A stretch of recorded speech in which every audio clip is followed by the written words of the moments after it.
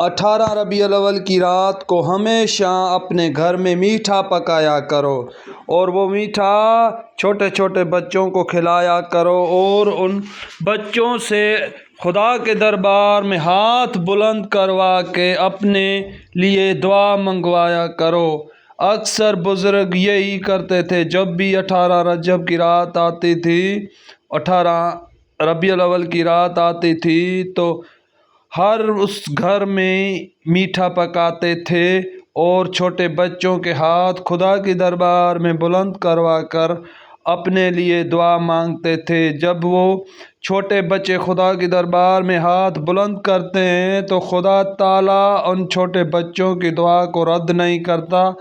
اور وہ دعا فوراً قبول کر دیتا ہے اور ان بندوں کے لیے خاص ایک حکم دیتا ہے جو اپنے بچوں کو آگے بٹھا کر خدا کے دربار میں ہاتھ بلند کرتے ہیں اور اپنی حاجتوں کے لیے نیک خواہش سے دعا مانگتے ہیں، تو اللہ تعالیٰ ان بچوں کے صدقے عرش سے ایک فرشتہ بھیجتا ہے اور وہ فرشتہ ان بچوں کے صدقے ان شخصوں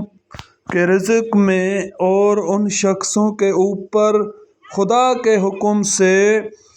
نور برساتا ہے اور وہ ساری رات ان گھر پر نور برستا رہتا ہے۔ جس گھر پہ میٹھا پکا کر خدا کے دربار میں چھوٹے بچوں کو کھلایا جاتا ہے اور اپنے لیے نیک خواہشات کے لیے دعا مانگتے ہیں، تو خدا تعالیٰ اس فرشتے کو حکم دیتا ہے کہ تم جاؤ زمین پر اور اس شخص کے اوپر ایک ایسی نور کی لائٹ منور کر دے کہ ساری رات اس پر خدا کی رحمت برستی رہے اور صبح تک اس کی یہ حاجت